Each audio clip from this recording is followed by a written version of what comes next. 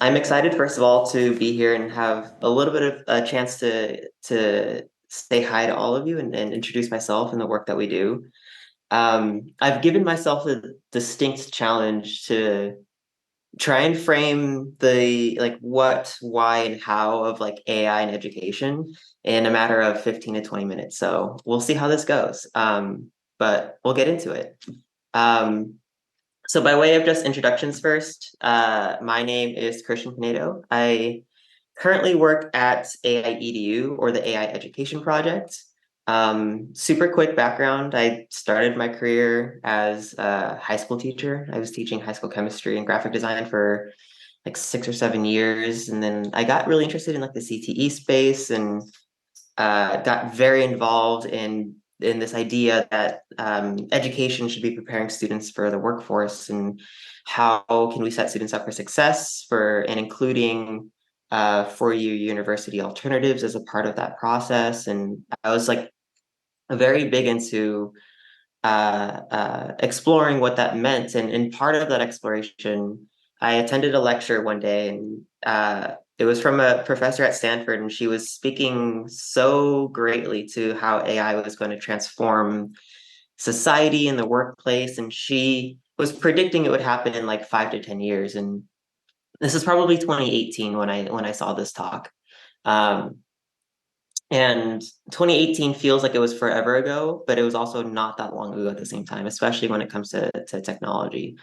Um, so I saw that talk. I was like very interested in this idea of AI and how it was going to transform things, and decided to go work, kind of take a 360 or a 180 in my career, and went to go work at the Stanford Institute for Human-Centered AI. Um, and I was doing a lot of work, kind of understanding, doing research, doing presentations and education around the idea of ethical AI, safe AI, and like human-centered AI. So my background isn't in computer science at all. I have no technical backgrounds. I don't know how to code. Um, but I'm like very interested in AI from this societal and this impactful lens, and specifically how it might be impacting education. And so 10, 12 months ago, AI kind of blew up a little bit in the face of a lot of educators. And I really wanted to do some more hands-on work with working with schools and educators across the country to help them grapple with this concepts, this thing that felt very new. And so at the AI Education Project, that's pretty much what I'm doing now. Here I do a lot of our external affairs and partnerships. And so I'm excited to share a little bit about our work with you. Um, by way of introduction to like organization, we are a nonprofit that works to empower and excite students and teachers about artificial intelligence, and specifically about AI literacy. And I want to differentiate that from like a technical education behind AI. Our ethos and our impact is really driven by this idea that AI is really going to be is and already is very well embedded to society, and students, teachers, administrators should be preparing students for understanding what those impacts are. And so there will be some students who want to become builders and doers with AI and need that technical education. But that's a small subset of students compared to the number of students who are going to be impacted by AI. And so we want to kind of create resources in a system in which all of the students are at least equipped with like a literacy as to what AI is and how it's impacting them. Um, we work across the country with like a whole bunch of different organizations. This is just kind of in recognition that education in the US is very siloed. In order to address education in the US, network and ecosystems of change is very important. I think that speaks volumes to the fact that y'all are here today. I think part of the impact of gatherings like this is actually to approach innovation and approach these kinds of challenges from an ecosystem perspective. And I think that's key. And I'm glad that y'all are taking part of that. Um, okay, so this is I was thinking about how do you like explain AI very quickly, and this is actually something that I like to do with students, and so I think this is like a fun little exercise to do with educators as well. There's this, it's basically just a game. It was developed by Google several years ago now, And it essentially is a game that helps to train a computer vision model. You all can kind of play along as I talk through it, but if you just Google Quick Draw, I'm sure you'll find it in your one of like the first result. So this is essentially just a game that will try and guess your drawings based off, like it asked me to draw a teapot. Or circle. Let's see if I see donut. draw a Or teapot pond. effectively. Or planet. Oh, I know, it's teapot. Okay. And it will just like kind of slowly just guess I see springboard. Or swing. drawings based off your sketches. And it seems kind of quirky and simple. But I think I'm gonna go back to the homepage. I think the impactful thing that I like to share this with students is like this is like the basics of how AI works. You can see the data set that is used to train this model, and you can see all the different kinds of drawings that the model might ask you to draw. So for example, for clock, I can see every single clock that someone has ever drawn as part of this game. And I could see the data that the models use in order to get to that point. The model doesn't just look at the shapes that you draw, but it looks at like the order at which you draw those shapes, where you start on the page, and what kinds of features that people tend to draw. And it pulls all of these visual cues. And I think this is important because this is kind of the basics of what AI is, right? AI is just a whole bunch of data, and it's able to use that data in order to make predictions about the real world. This is also, like a really handy tool to talk about things like bias.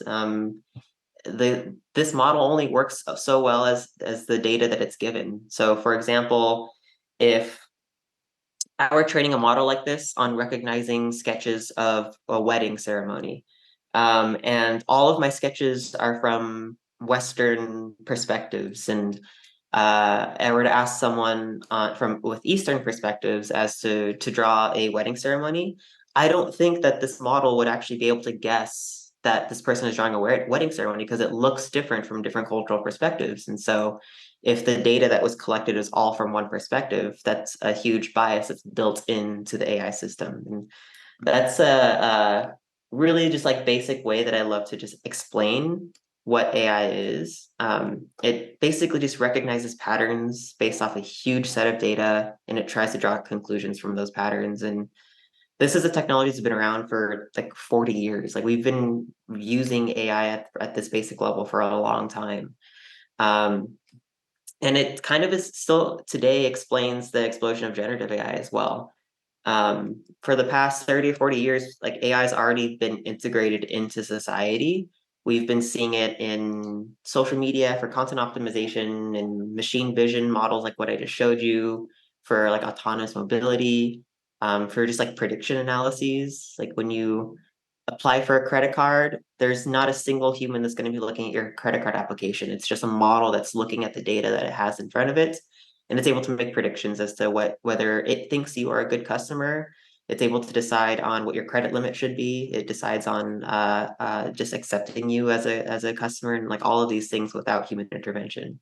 Um, and so lately, the thing that's kind of been exploding, and where AI has kind of moved away from the conference rooms and the research labs of the world and kind of moved into the morning news and the dinner tables of the world, is because of this explosion of generative AI.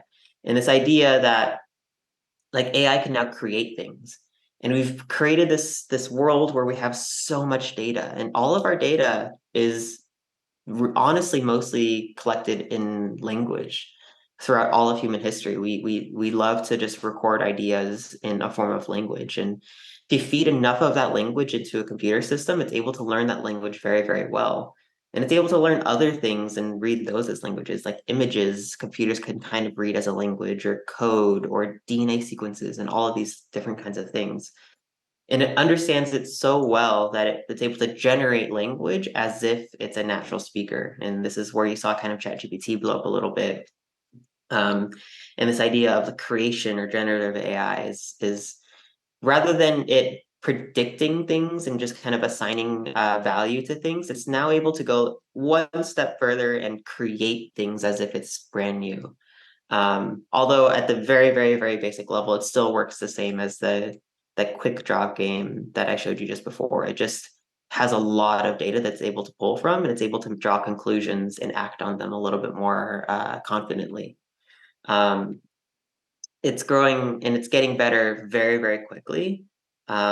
This depiction or this table just shows the improvement of Midjourney, which is a popular image generation tool, over the span of 1 year. And you could see in 2022 when Midjourney first launched, it was extremely terrible. It was like very obviously an AI generated image. And a year later in 2023, it's producing images that are extremely good. These are images that would many times just take the skill of a human animator to create, but an AI model is able to do it just as well in some cases. And so I'm highlighting this partly because it's like just cool to see, but also because it's important to recognize the pace at which this technology is advancing. That differentiates it a lot from a lot of other things that education has faced in the past. I know a lot of people will draw conclusions and make parallels between like AI and like the internet and how the education kind of changed because of the dawn of the internet and the personal computer and like iPhones and all of these things. And I think a key difference is that this feels a lot faster. The internet was around for like at least 10 years before we actually started to integrate it a little bit more cleanly into education. Whereas generative AI has been around for like what 10 months now, and now it's like all you can hear at conferences and at meetings that you're having at the board level, at the district level, at teacher levels. This is happening very, very quickly. And so I want to recognize that like one, props to you for just like being on this learning journey and embracing innovation as it comes. But two, there's no playbook to go by here. There's no right answer about what you should be doing, what you should not be doing. I think educators across the country are facing it as it is, and they're doing a very good job at it. And I want to just give a little bit of applause to that. Um, and this is just like another example of it impacting society in ways that education can't really control for, right? Like just images are able to be generated that seem so real. And it's if you don't have an awareness of the technology and its capabilities, you actually don't really quite have an awareness of its dangers. And this is probably one of the first and clearest examples to me. This is a picture, an AI generated image of the Pope dressed in Balenciaga. And my mom texted it to me and she was like, what, like, how much does this coat cost? And she was like very concerned with the fact that the Pope is wearing expensive clothes. And I had to explain to her that this is like not a real image. And she had no really understanding of like how it was generated or how it could be real. This is a step beyond Photoshop. And so she kind of understood how Photoshop would work, but she didn't quite understand how an AI generated image would work. Um, and like these are the kinds of things that AI literacy speaks to. It speaks to the understanding that students should be equipped with that these technologies exist. Here are their capacities and their capabilities. Here are their limits. Here are the risks. And those are the kinds of things that conversations that students should be uh, take away from the classroom. Um, and I'll speak a little bit to how it's impacting education, why education is paying so much attention to it. Um, at first, there was this big question of like to ban or not to ban AI. I think educators and leaders in education are starting to realize that it's not really a question that can be thought of anymore. As the technology improves, it's going to start to get integrated into things that are going to make it harder and harder for us to segment from the classroom. Like Google Workspace is a good example, or Microsoft Copilot. Like these are just examples of AI capacities that are going to be built into everyday tools that students, teachers, parents, like people in society are using. And it's going to be difficult to manage the segregation of these technologies when it comes to its use in the classroom. So rather than approaching it from a should I or should I not ban AI, I think it's more of a question of how I should be thinking about AI and how do I prepare for it. Um, there's so many examples of technologies and tools that are being marketed and created that are, AI powered teacher tools or student tools or personalized learning tools. And there's a explosion of these already happening, and I don't think that's going to stop. I think companies are going to start to create more and more tools that are just being built for education. And um, as leaders in education, we kind of need to have a basic understanding of what do I think about these tools? What are some green flags that I should be aware of? And what are some yellow or red flags that I should be aware of? I think those are going to be a key skill for educators going forward. Conmigo is a good example of that. And there's like thousands of other examples, I think. Um, and I like to show this chart just because I think it speaks to the transformative nature of AI and its ability to be a catalyst for change. Um, it might be difficult to read, but on the x-axis is a series of standardized tests that, as education systems, we use to measure students' intelligence. They range from the LSAT to AP tests, like AP Stats or AP US Government, to the GRE vertical, or so many different kinds of standardized tests. And in blue is how GPT 3.5 performs, which is the version that came out like last fall. And then in green is how GPT-4 performs, which is the version that came out this past spring. Um, and I think this is a challenge that leaders in education are going to be facing soon, is if the standards that we're setting to measure human intelligence are being surpassed or passed by AI systems, then how should education systems be thinking about measuring human intelligence going forward? Is it still going to be by the same standards, or do the standards need to shift? I think there's been constant conversation about how these standards need to change anyway, and it's been a point of contact or point of contrast in education for like 20 years now. And I believe that AI has like a little bit of an ability to act as a catalyst for this kind of change. Um, and this is kind of the foundation of all these questions of teachers asking, like, how do I update my assessment practices? How do I update my teaching practices? Um, and I think the answer to that is really rooted in um, the education system is prepared right now to measure students' intelligence by one specific kind of way. I think that needs to be updated a bit in the age of artificial intelligence. Um, and I think the teaching and assessment practices will follow suit as well. Um, okay, so that was a very quick version of like, what is AI? Why is it important? Like, how is it impacting schools? Like, why is it necessarily important to think about? I'm gonna close a little bit today on speaking directly to the how. Like, what exactly are things that I'm seeing schools do in order to prepare themselves that I think AI EDU is doing in order to support that work? One is just curricula. There's so many really great curricular resources out there. Um, AI EDU creates several of those. So as I mentioned earlier, our ethos is rooted in this idea that AI should be spoken about in the classroom from an impact perspective or from an ethics perspective. And so a lot of our curricular resources reflect that. We have project dashboards, which are like project-based lesson plans that are designed to be integrated into core subject areas in schools. So not just for computer science teachers, but for history teachers, for biology teachers, what kinds of projects can actually have a components of AI that they can speak to. AI snapshots are like 180 series of 5-minute classroom warm-ups, also similarly built for any teacher of any subject to be able to speak to.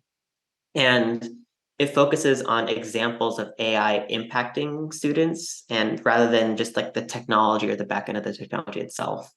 Um, Teacher support is like another big umbrella that I think schools are starting to build out, whether it's professional developments, whether it's communities of practice for teachers to actually play with AI and understand the tools at their disposal, whether it's teacher fellowship programs for those champion teachers that are just really interested to take a deep dive.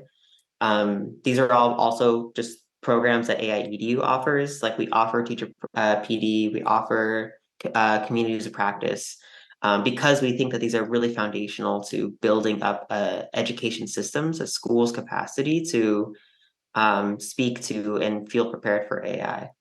And then finally, it's like with at a system level, what kind of things can you create or put in place that create a air of safe and responsible use of the technology? Obviously, like best practices and use frameworks are extremely important. Schools are starting to think about like, okay, what kind of policies should I start to build in? What kind of support systems do I need to build in? How can an education system across the board create this environment for innovation that supports students and teachers as technology advances and as we want to stay on the cusp of that innovation?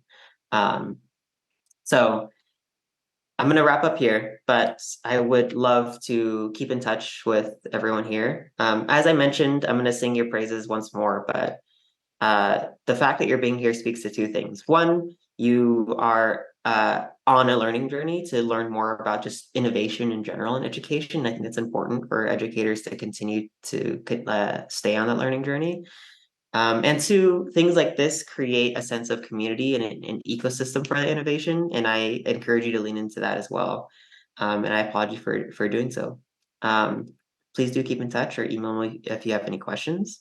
And I will turn it back to you, Doug, in order to continue the day.